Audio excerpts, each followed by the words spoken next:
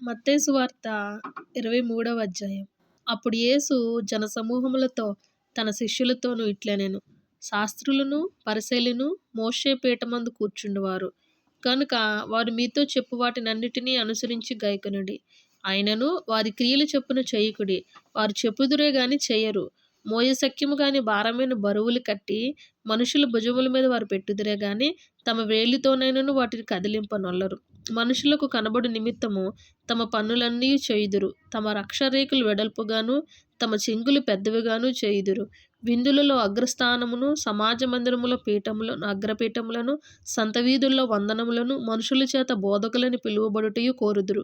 మీరైతే బోధకులని పిలువబడవద్దు. ఒక్కడే మీ బోధకుడు. మీరందరూ సహోదరులు. మరియు భూమి మీద ఎవనికైనాను తండ్రి అని పేరు పెట్టవద్దు. ఒక్కడే మీ తండ్రి, ఆయన పరలోకమందు ఉన్నాడు. మరియు మీరు గురువులని పిలువబడవద్దు. క్రీస్తు ఒక్కడే మీ గురువు.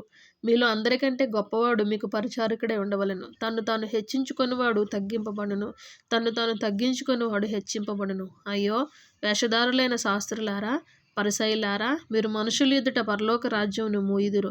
మీరందులో ప్రవేశింపరు, ప్రవేశించు వారిని ప్రవేశింపనీయరు. అయ్యో వేషధారులైన శాస్త్రులారా, పరిసయ్యులారా, ఒకని మీ మతములో కలుపుకొనుటకు మీరు సముద్రమును భూమిని చుట్టి వచ్చెదరు.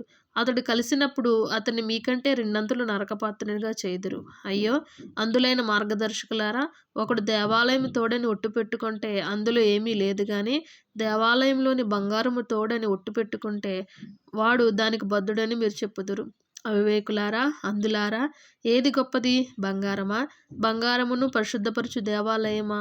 మరియు బలిపీఠము తోడని ఒకడు ఒట్టు పెట్టుకుంటే అందులో ఏమీ లేదు గాని దాని పైనుండి అర్పణము తోడని ఒట్టు పెట్టుకుంటే దానికి బద్ధుడని మీరు చెప్పుదురు. అవివేకులారా, అందులారా, ఏది గొప్పది?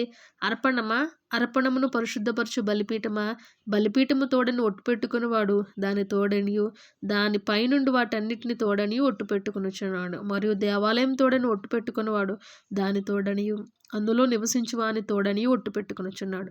మరియు ఆకాశము తోడని ఒట్టు పెట్టుకునివాడు దేవుని సింహాసనమును దేవుడనియు దానిపైన కూర్చున్న వాని తోడనియు ఒట్టు పెట్టుకొనుచున్నాడు. అయ్యో వేషధారులైన శాస్త్రులారా, పరిసయ్యులారా, మీరు పుదీనాలోను సోంపులోను జీలకర్రలోను 10వ వంతు చెల్లించి ధర్మశాస్త్రములో ప్రధానమైన విషయములోననగా న్యాయమును కనికరమును విశ్వాసమును విడిచిపెట్టితిరి. వాటిని మానక వీటిని చేయవలసి ఉండెను. అందులైన మార్గదర్శకులారా, దోమ లేకుండానట్లు వడియగట్టి ఒంటిని మృంగువారు మీరే.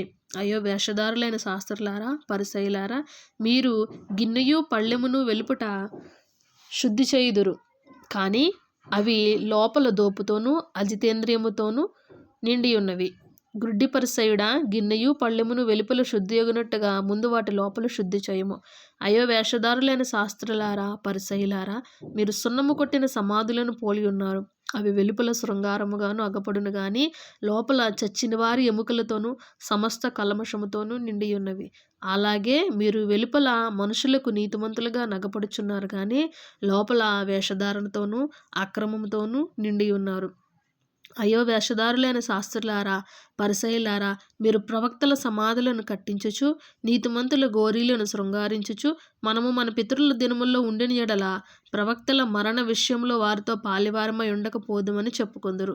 అందువలనే మీరు ప్రవక్తలను చంపిన వారి కుమారులై ఉన్నారని మీ మీద మీరే సాక్ష్యం చెప్పుకొనుచున్నారు. మీరును మీ పితరుల పరిమాణము పూర్తి చేయుడి. సర్పములారా, సర్ప సంతానమా, నరక శిక్షను మీరెలాగు తప్పించుకుందురు? అందుచేత ఇదిగో నేను మీ యొద్దకు ప్రవక్తలను జ్ఞానులను శాస్త్రులను పంపుచున్నాను.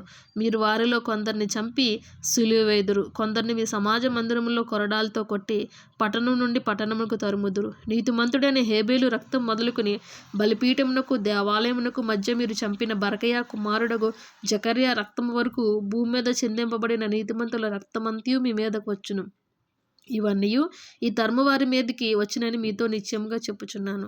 యెరూషలేమా, యెరూషలేమా, ప్రవక్తలను చంపుచు నీ యొద్దకు పంపబడిన వారిని రాళ్లతో కొట్టుచు ఉండుదానా, కోడి తన పిల్లల రెక్కలను క్రిందికి ఎలాగూ చేర్చుకొనునో అలాగే నేను ఈ పిల్లలను ఎన్నో మార్లు చేర్చుకొనవలనని ఉంటిని గాని మీరు వల్లకపోతిరి. ఇదిగో మీ ఇల్లు మీకు విడవబడి ఉన్నది. ఇది మొదలుకు నీ ప్రభువు పెరట వచ్చేవాడు స్తుతింపబడును గాక అని మీరు చెప్పు వరకు నన్ను చూడరని మీతో చెప్పుచున్నాను.